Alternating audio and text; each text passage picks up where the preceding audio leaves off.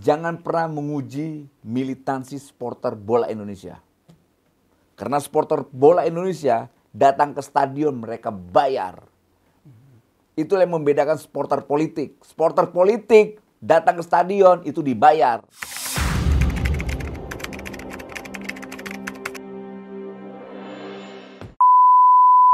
Halo guys, salam NKRI. Kembali kita di program Bapak Rekonsiliasi dan Pemersatu Bangsa. Di sebelah saya sudah ada Bang Noel, Immanuel Ebenezer. Bro, soal yang lagi hangat sekarang nih, Piala Dunia U20 yang gagal diselenggarakan di Indonesia.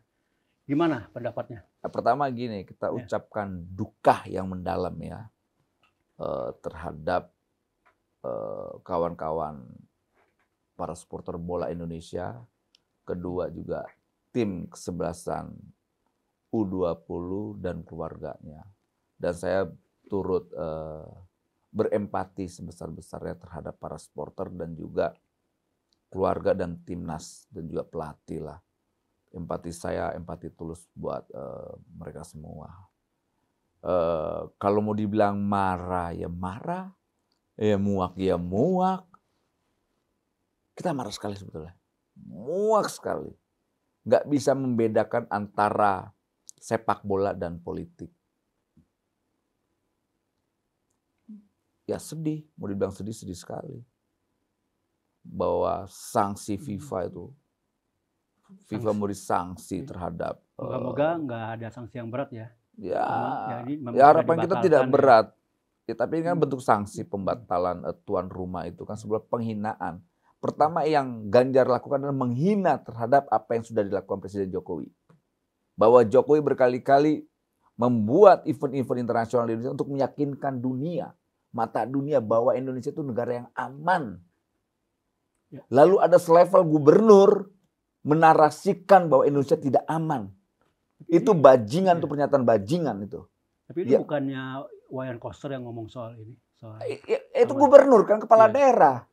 Selain Wayan Koster, ada yang namanya Ganjar Pranowo. Malu tidak tuh? Bangsa ini akan lama-lama menjadi bangsa yang munafik. Kita dikasih kesempatan untuk menjadi tuan rumah Piala Dunia. Lantas kita lepehin dasar dunguknya minta ampun bangsa ini. Dunguknya para politisi yang nggak tahu, yang rendah otaknya, rendah moralnya. Ya jujur kita marah. Saya sebagai pendukung olahraga sepak bola mengecam sikap para politisi busuk ini. Menurut saya politisi busuk. Mereka korbankan kepentingan bangsa mereka atas isi kepala kotornya. Entah apa mimpi, apa kekotoran apa yang ada di kepalanya. Tapi mereka bicara tentang keamanan. Mereka sudah tidak percaya dengan keamanan bangsa ini. Iya, memang ini tidak percaya dengan TNI, tidak percaya dengan Polri. Isu keamanan ini sangat tidak percaya dengan intelijen kita. Lah iya, gini ya. Mas. Ya namanya event-event internasional itu punya standar keamanan internasional juga. Gimana gitu mereka loh. Berani datang Lah itu kalau kita iya, nggak mungkin ya. Tidak. Di bandara aja kalau kita ngomong bercanda nih soal bom nih, itu udah pasti langsung kena sanksi, langsung ditangkap. Makanya aduh, ini tontonan rakyat, tontonan jutaan orang. Hiburan rakyat. Supporter bola beginilah. Lebih tak usah ada politisi lah daripada nggak ada tontonan bola. Tapi politisi sih banyak penipu kok. Tapi dengar ini isu yang berkembang katanya kan ini kader-kader PDIP nih. Katanya disuruh oleh ketumnya. Benar nggak itu? Saya nggak yakin Bu Megawati merekomendasikan untuk hal itu.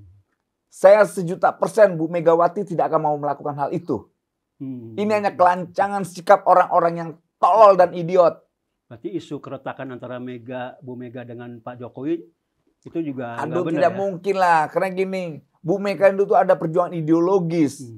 Apalagi dalam pembukaan undang-undang. Ini amanat undang-undang kita, pembukaan undang-undang tahun 1945. Indonesia turut serta dalam perdamaian dunia. Turut serta. Ya, ini menarik. Itu doktrin. Ya, ini menarik Bang Noel. Jadi isu yang berkembang ada keretakan hubungan ini justru Bang Noel punya perspektif yang berbeda ya. Ini menarik ini publik mungkin perlu tahu nih ya bahwa isu yang berkembang ini memang harus diklarifikasi mungkin ya. Yang apa tuh yang mana Ya, bahwa keretakan antara Jokowi dan Bu Mega ini kedepannya akan berakibat konstelasi ke depan ini. Enggak. Saya nggak yakin lah Enggak ya. Bu Mega mau Nah, ini menarik memerintahkan ini. kadernya Iya. lah. Tapi ini saya yakin ini Bang sikap Noel liar. Selalu punya perspektif yang berbeda dengan yang di Karena Bu Mega umum. tuh tokoh negarawan yang sangat ideologis lah. Itu nggak bodoh Bu Mega ini, bukan ketua umum partai kaleng-kaleng lah.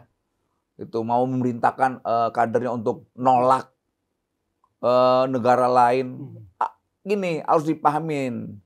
Kita harus mampu bergaul di dunia internasional melalui institusi-institusi, lembaga-lembaga internasional. Kalau mau jadi cara berpikir kampungan, ya udah jangan korbanin bangsa ini dong. Itu kan cara berpikir kampungan tuh.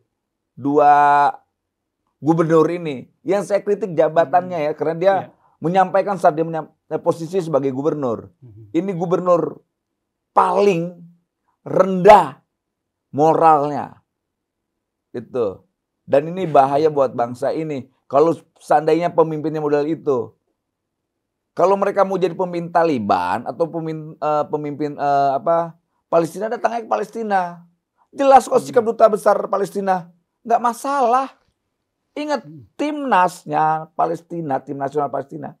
Itu yang mimpin timnasnya, pelatihnya itu orang Israel. Nggak malu. Itu loh. Ini semua bicara atas nama keamanan. Nanti kalau semua bikin travel warning ke Indonesia bahwa Indonesia tidak aman dalam aspek pariwisata, mampus kita wisata kita lagi hancur. Lantas investasi bahaya banget ekonomi. Kalau atas nama keamanan udah tahu berinvestasi Indonesia, Indonesia tidak aman. Bahkan ada influencer, karena dua orang ini nih. Ada influencer YouTube yang juga ngomong soal ini. Mau disebut namanya enggak? Siapa? Sebut nggak ya, guys? Sebut nggak nih? Sebut nih, sebut aja ya. Sebut ya.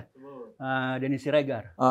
Dia bilang ini karena intelijen dari FIFA sudah mengendus bahwa ada sel-sel tidur yang akan nanti. Tahu apa sih Denny Siregar? Nggak ngerti apa-apa, sok ngomong intelijen. Lo ngelemahin intelijen kita apa? Dasar intelijen. Intelijen mau dipercaya gimana caranya? Ngarang banget. Bisa aja itu kontra intelijen. Nggak ngerti, nggak paham tuh. Orang-orang buzzer-buzzer idiot itu. Mana ngerti dia itu soal gituan. Kelasnya Denny Siregar dan kelompok Cokro TV itu kan hanya sekelas informan. Ya namanya intelijen itu, namanya juga intelijen. Punya kemampuan intelijensia. Nah kalau informan itu kelasnya cuma ngintip-ngintip. Gitu loh. Ya, nggak bisa dipercaya. Masa ngomong sekelas Denny Siregar. Referensinya yang bagus dong, jangan Denny Siregar. Referensinya kepala Mossad, kepala BIN, kepala FSB, M16 Inggris, apa dan sebagainya, CIA, itu enak. Padahal bisa dipercaya. Denny Siregar referensinya murahan banget sih. Ada sinyalemen dari BIN, dari keamanan, nggak ada. Iya. Itu ya. Oke, itu kan ini udah jelas lewat. Gini, Presiden ini ya, perhelatan bola ini statuta FIFA ya, itu harus permintaan pemerintah yang diwakili oleh presiden. Bukan PSSI ya, ingat. Harus presiden. Gitu loh. Dan presiden yang merekomendasikan itu. Kok bisa kepala daerah membatalkan? Gila kan? Berarti ada pembangkangan. Malah kepala daerah terhadap pemerintah pusat. Justru yang saya dengar malahan FIFA itu nggak mau berurusan dengan pemerintah, maunya dengan PSSI aja. Karena ya kalau persoalan regulasi iya. Tapi sebagai tuan rumah harus negara, state. Gitu. Makanya saya bilang kadang-kadang, aduh, kan harus jaminannya negara dong. Nggak bisa PSSI punya kemampuan. Nggak bisa. PSSI sebagai induk besar olahraga, institusi olahraga Indonesia, iya. Gitu. Tapi sebagai kepala pemerintah yang punya lokasi, ya harus pemerintah Indonesia dong yang minta. Gitu loh. Oke. Ini udah lewat ya. Sekarang kita ke depan nih. Kita ngelihat seperti Pak Prabowo kan selalu melihat ke depan nih. Bang Noel pernah ngomong gitu juga ya. Yang bikin Bang Noel melihat kebaikan dari Pak Prabowo, dia selalu melihat ke depan. Nah sekarang apa yang Bang Noel kira-kira setelah masalah ini terjadi, yang sudah nasi sudah jadi bubur, ada yang bilang juga jadi arem-arem. Apa nih ke depan mesti gimana nih? Ya inilah kehebatan Pak Prabowo udah teruji Ya. secara wawasan internasionalnya. Prabowo sadar betul bahwa dalam pergaulan internasional kita harus mampu memetakan dan mampu melihat sebuah realita. Bicara soal Israel, realita internasional hari ini, beberapa negara-negara Arab dan Timur Tengah itu sudah membuka yang namanya pintu dialog dan pintu diplomasi. Pada level diplomasi loh. Membuka kedutaan besar. Artinya sudah membangun yang namanya hubungan. Lalu kita masih memakai referensi 70 tahun yang lalu.